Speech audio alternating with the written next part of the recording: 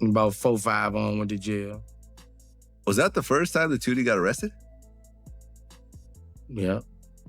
I was, bro. Then, man, bro, I cursed him out on the phone, bro. Shit was crazy, bro. This motherfucker, bro. I say, bro, you don't want to go to jail. This motherfucker called me, Daddy, come get me.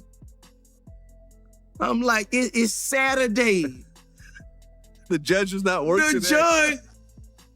I say, it's fucking, what you want me to do? Break you out? Dad, get a helicopter. Get a helicopter. And he say, I'm talking to inmates right now. They say a judge can come at nighttime. And I'm like, you really gonna leave me in this bitch?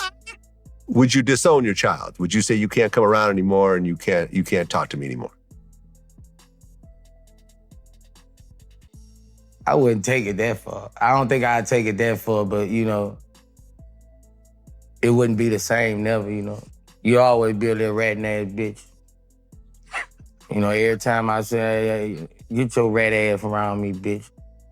I wouldn't be able to talk around you in the room, you know what I'm saying? My son was 2, 3 years old. Fuck you, bitch. Fuck you. I'm talking about like... That's like, because daddy was doing it.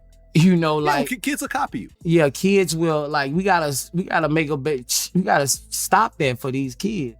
Because it's cool now. But, you know, like, I'm telling Tootie, I got on his ass the other day, like, what the hell are you rapping? I don't like my son rapping about all this murder and all this stuff. You know, but what the fuck did I...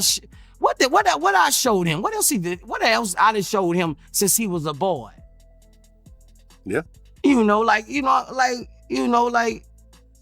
gotta take some of the blame for that little nigga. You know, that's why I keep him close to me to try to protect him. But, bro, like, I used to think that shit was cool, you know, me and Tootie just everywhere with me, you know. You know, like, that affect them kids, bro, like. Right, 'cause that's your oldest son? Yeah, Tootie, my oldest son. Does he have a sister that's older? Yeah, 2 sisters older. Okay, so he's the oldest boy. Yeah.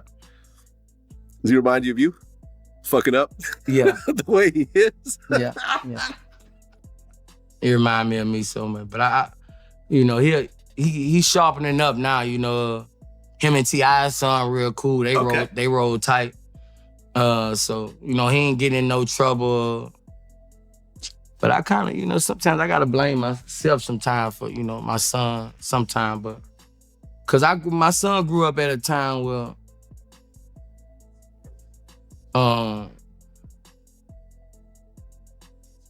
I was really in the streets, you know. And he was with me all the time, like, you know, like, see, they basically doing all this to separate gangbanging from rap.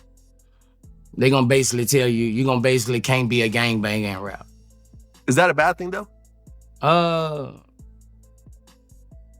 not a gangbanger. Right. I'm not a gangbanger, but I think it's a bad thing for them. For who? For gangbangers. Because what they're preaching about, they're not gonna let happen. The power they're bringing, they're not gonna let it stay. You know, the enforce you have, the impact you having on people, they're not gonna let it stay. You're gonna have to be a fake rapper. You're gonna have to be a rapper who's not doing you're gonna have to be a rapper. If they see you're going that way, they're gonna stop you. What happens when a rapper's son decides to turn internet beef into real-life war? That's the terrifying question hanging over hip-hop right now. Because this is no longer just about diss tracks and online insults. This is federal case territory, the kind of situation that ends careers, families, and futures. And at the center of it all is Boosie's son, Tootie Raw, a young man already facing serious gun charges, now threatening rappers publicly like he has nothing to lose. What pushed him to this point is deeper than most people realize, and it all started with a $1 million decision that quietly divided the rap world.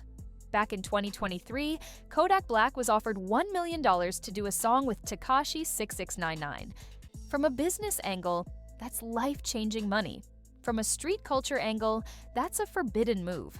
6699 is widely seen as the most hated figure in hip-hop because of his cooperation with authorities. In rap culture, that label never fades. Working with him isn't just unpopular, it's seen as crossing a line that money can't erase. But Kodak took the deal anyway, and when he went on Drink Champs, he doubled down. He basically said $1 million is $1 million, and other people's problems aren't his concern.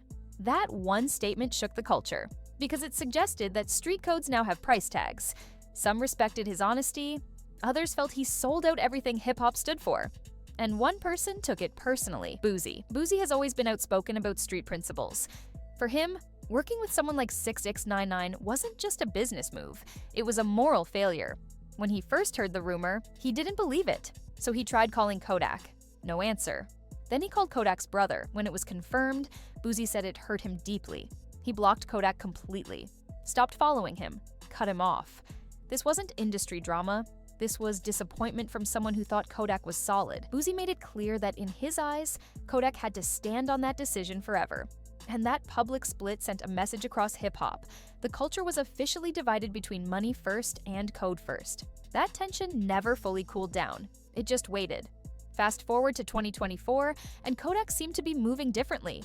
Fans and insiders began whispering about his erratic behavior, heavy partying, poor decisions, unstable energy.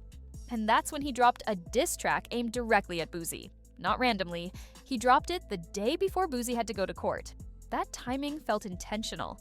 In the song, Kodak went straight for Boosie's legacy. He accused him of being jealous, called him irrelevant, questioned his leadership. This wasn't playful competition, this was character assassination. Kodak knew exactly which buttons to press, and he pressed all of them at the worst moment possible. Boosie took it personally, very personally. Boosie exploded on Twitter. He attacked Kodak's career, his image, his credibility. He questioned his past decisions and mocked his struggles. Then came the line that hit hardest. He suggested that Kodak had needed protection in jail. In street culture, that is one of the deepest insults possible. That moment turned a tense situation into open warfare. And that's when a new figure stepped into the spotlight. Boosie's son, Tootie Raw. And once he entered, everything changed. Tootie Raw is not just any rapper's son. He's already facing a serious federal weapons case. We're talking about charges involving sawed-off weapons, machine guns, and silencers. These aren't light accusations. Federal gun cases carry mandatory minimum sentences. Judges don't have much flexibility. Convictions can mean decades behind bars. Most people in that position would stay silent, lawyer up, and disappear from social media. Tootie did the opposite. He jumped straight into his father's beef, posting threats, claiming he was ready for war. That alone shocked observers. But what came next scared people. Screenshots began circulating, messages allegedly sent by Tootie to Lil Crick, someone connected to Kodak's circle. These weren't recent. Some dated back to 2023, meaning this wasn't just emotional defense of his father, this was a long-running obsession. In the messages, Tootie didn't just threaten violence. He said he wanted to make an example out of a rapper. He said he wanted to go viral for it. That sentence revealed everything. This wasn't about protection, it was about fame through destruction. That mindset is the most dangerous of all, because it turns violence into a shortcut to recognition. And people who think that way don't fear consequences. This raises a deeper question. Why is Tootie moving like this at all? The answer lies in the pressure of being a famous rapper's son. In hip-hop culture, people often assume celebrity kids are soft, privileged, protected. They didn't have to struggle. Tootie has lived under that label his whole life. Comments online constantly question his toughness. That kind of constant disrespect can poison a young man's mindset, especially when he's trying to build an image in a culture that glorifies hardness. He feels he has something to prove, not just to the world, to himself. The irony is that Boosie himself has spoken about how the street life ruined his peace. He has said many times that the respect wasn't worth the paranoia and danger, yet his son is chasing the same image, but faster and louder, and with far worse timing. Because Tootie isn't starting from zero, he's already under federal supervision. Every post, every message, every threat can be used in court. Prosecutors don't see emotion, they see patterns. And right now, Tootie is building a perfect case against himself. Legally, the situation is terrifying. Federal weapons charges involving machine guns and silencers carry heavy time.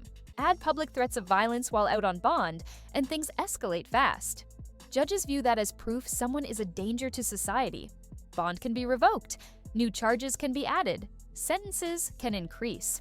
This is how a bad case becomes a life-ending case. Not metaphorically, literally. This story is bigger than one family. It shows a larger problem in hip-hop culture.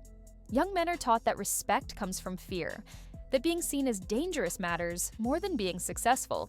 Social media turns violence into entertainment. Likes become trophies, and some people start believing that destruction equals status. That mindset is eating the next generation alive. Boosie's son has money, connections, and opportunity, yet he is choosing the most dangerous route possible.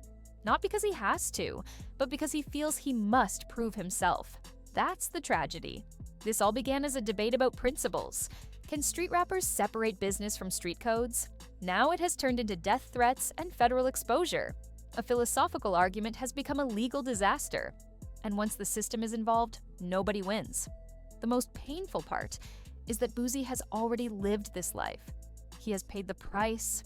He has warned about it. Yet his son is walking into the same fire, possibly worse, because now the internet is watching.